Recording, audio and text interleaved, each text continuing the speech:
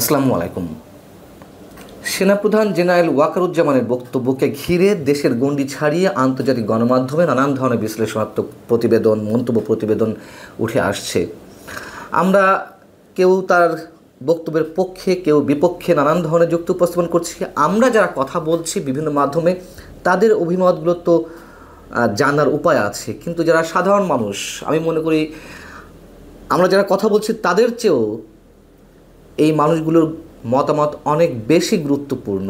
তারা কি বলতে চান সেই জায়গা থেকে আমি আমাদের ইউটিউব চ্যানেল মানচিত্রে একটি জরিপ চালিয়েছি, বোঝার চেষ্টা করেছি সাধারণ মানুষ কীভাবে তার বক্তব্যটিকে নিচ্ছেন।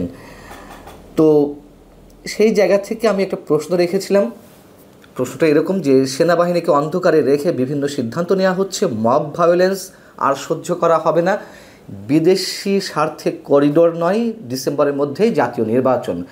সেনাপ্রধান জেনারেল ওয়াকারুজ্জামানের এই অবস্থানকে আপনি কি সমর্থন করেন? হ্যাঁ হলে হ্যাঁ, না হলে না।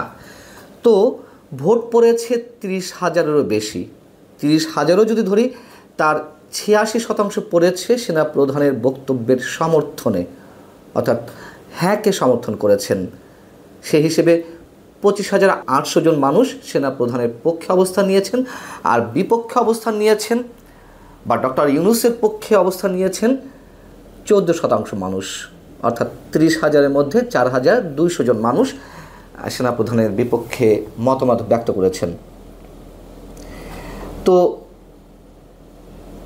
এই জরিপে যারা ভোট দিয়েছেন, যারা তাদের অভিমত ব্যক্ত করেছেন, এগুলোর কোনো কিছুই তো ম্যানিপুলেট করার সুযোগ নেই।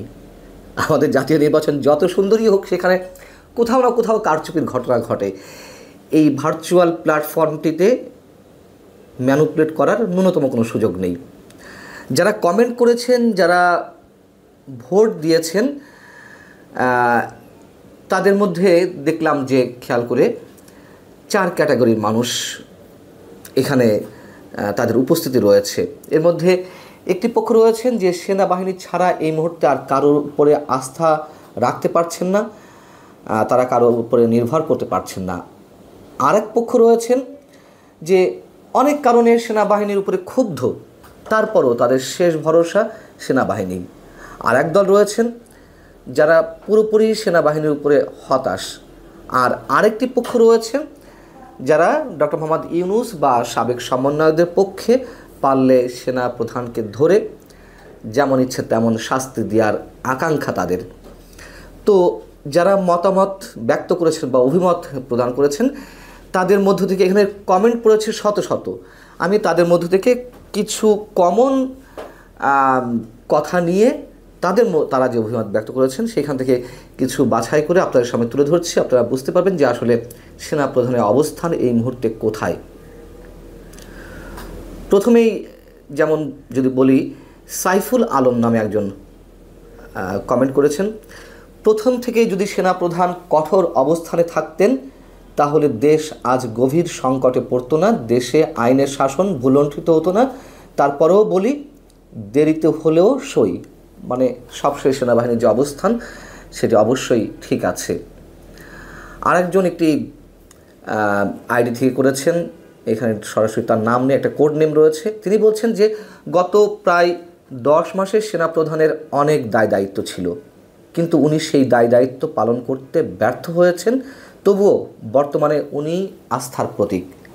মামুন রশিদ বলছেন সেনাবাহিনী সঠিক পথেই আছে এবং দেশের সাধারণ দেশপ্রেমিক জনগণ সেনাবাহিনীর সাথে আছে এবং থাকবে। এমডি আকাশ বলছেন 100% সমর্থন করি সেনাবাহিনীকে। যারা এই ভোটটি পছন্দ করেননি বা যখন দেখছেন যে অধিকাংশ অভিমত সেনাপ্রধানের পক্ষে যাচ্ছেন, সেই জায়গা থেকে একজন লিখছেন আবুল আজাদ, এই ইউটিউব চ্যানেলটি অর্থাৎ মানচিত্র ফ্যাসিস্ট আওয়ামী লীগের। বলতেই পারেন যখন যার বিরুদ্ধে কথা যায় তখন তারা কখনো দালাল বানিয়ে ফেলেন, কখনো ফ্যাসিস্ট বানিয়ে ফেলেন, এতে আমরা অভ্যস্ত হয়ে গেছি। ফেরদৌস মামুন আরও একজন, যিনি সম্ভবত ডক্টর মোহাম্মদ ইউনূস সাহেবের কট্টর সমর্থক, তিনি বলছেন পান্না ভাই আপনি ইন্ডিয়ার দালাল।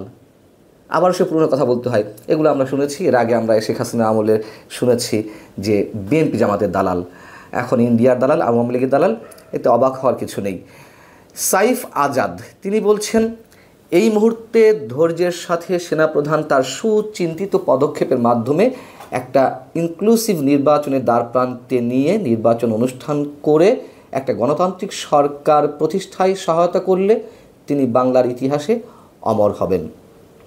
অমর হবেন কিনা জানি না, তবে এটা তো সত্য কথা, বাংলাদেশের ইতিহাসে দুইজন সেনাপ্রধানের যথেষ্ট সুযোগ এসেছিল কু করে ক্ষমতায় যাওয়ার। তার মধ্যে একজন জেনারেল নুরুদ্দিন খান, আর একজন হচ্ছেন জেনারেল ওয়াকারুজ্জামান। এখনও কিন্তু তারা মানে অন্তত আমরা তো নুরুদ্দিন খানের কথা জানি, এবং ওয়াকারুজ্জামান এখনও সেই ট্রাকে আছেন। তিনি যা বলেছেন যে অন্য কোনো কিছুর প্রতি তার কোনো ইচ্ছে নেই, সেই ইচ্ছার প্রতিফলন আমরা এখনও পর্যন্ত দেখছি। আরেকজন লিখছেন, দেশ ও জাতির নিরাপত্তা সেনাবাহিনী নির্বাচন করিডর বন্দর এই বিষয়ে পদক্ষেপ গ্রহণ না করলে তিনি জাতির কাছে বেঈমান হয়ে থাকতেন। অর্থাৎ সেনাপ্রধান যে অবস্থান নিয়েছেন অবশ্যই সেটি দেশ এবং জাতির স্বার্থে অবশ্যম্ভাবী, এটি করা উচিত, সেটি বলার চেষ্টা করেছেন। ওনার ডিসিশন ঠিক, উনি একজন দেশপ্রেমিক।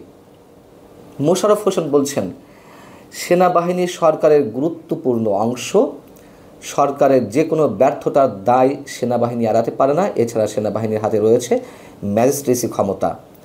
এমডি শহীদুল ইসলাম নামে একজন বলছেন যে সেনাপ্রধানের এমন গুরুত্বপূর্ণ বক্তব্যের বাস্তবায়ন দেখতে চায়। সেনাপ্রধানের প্রচণ্ড বিরোধী একজন লিখছেন, ABR একটা কোড নেম দিয়ে এই আইডিটা, সেখান থেকে বলা হচ্ছে ওয়াকার অনধিকার চর্চা করছেন, তাকে বরখাস্ত করে বিচারের আওতায় আনা জরুরি। তার মানে তিনি রাজনৈতিক বিষয়ে হস্তক্ষেপ করছেন, এমনটা অনেকে বলছেন। সে বিষয়ে আমি শেষের দিকে একটু কথা বলব 2 লাইনে। এমডি আব্দুল আহাদ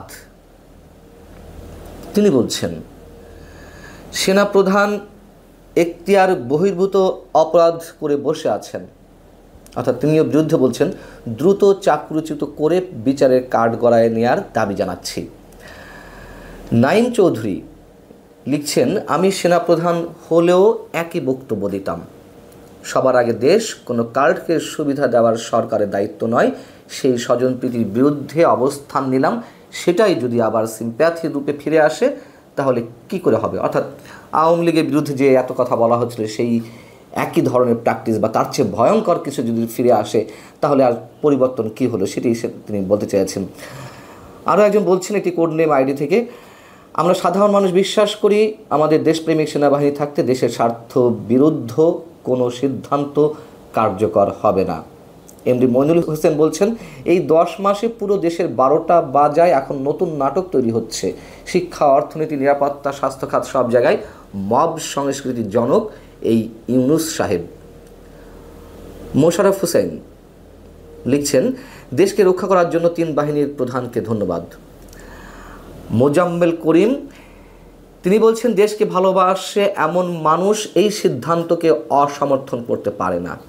মাসুদ রানা বলছেন, এই সব সিদ্ধান্ত উনি 5 আগস্ট অর্থাৎ সেনাপ্রধান জেনারেল ওয়াকারুজ্জামান 5 আগস্টের আগেও নিয়েছেন, আবারও নিলেন। আল্লাহ সেনাবাহিনীকে সেই ক্ষমতা দাও দেশকে উদ্ধার করার। এখন বিষয় হচ্ছে, যারা বলছেন যে সেনাপ্রধান অনধিকার চর্চা করছেন, রাজনৈতিক বিষয়ে হস্তক্ষেপ করছেন, দেখুন এটি সত্য কথা, সেনাপ্রধান বা সেনাবাহিনীর কোনো ধরনের অধিকার নেই রাজনীতিতে হস্তক্ষেপ করার। কিন্তু এখন কি রাজনীতি চলছে? কোনো রাজনৈতিক সরকারের সময়, সেই যে সরকারই হোক, সেখানে সেনাবাহিনীর এ ধরনের মন্তব্য অবশ্যই আমরা একটু অন্য কিছু মিনিং দাঁড় করাতে পারি। কিন্তু এখন তো রাজনৈতিক সরকার নয়, এখন অন্তর্বর্তী সরকার, তত্ত্বাবধায়ক সরকার, অস্থায়ী সরকার, অন্তর্বর্তী সরকার, যেভাবে বলি না কেন, এই সব সরকারের সময় অবশ্যই সেনাবাহিনীর একটা গুরুত্বপূর্ণ রোল থাকে। আর সেখানে 5 আগস্ট সেনাপ্রধান জেনারেল ওয়াকারুজ্জামান সব দায়িত্ব নিজের কাঁধে তুলে নিয়েছিলেন।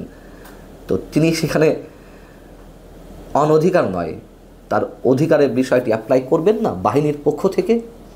দেশ কোন অবস্থায় যাচ্ছে না যাচ্ছে, আর একটা অস্থিতিশীল অবস্থায় যায় কিনা, বিদেশি শক্তির হস্তক্ষেপ ঘটে কিনা, বিদেশি বা আন্তর্জাতিক শক্তিগুলোর যেই স্বার্থসিদ্ধির খেলাই বাংলাদেশে ঘটার সম্ভাবনা রয়েছে, সেইখানে তিনি তার রোল প্লে করবেন না? অবশ্যই করবেন। আর যার কারণে 86% মানুষ তার পক্ষে অবস্থান নিয়েছেন, অন্তত মানচিত্রে যে জরিপটি চালানো হয়েছে সেখান থেকে বোঝা যাচ্ছে। ভালো থাকুন সবাই। আল্লাহ হাফিজ।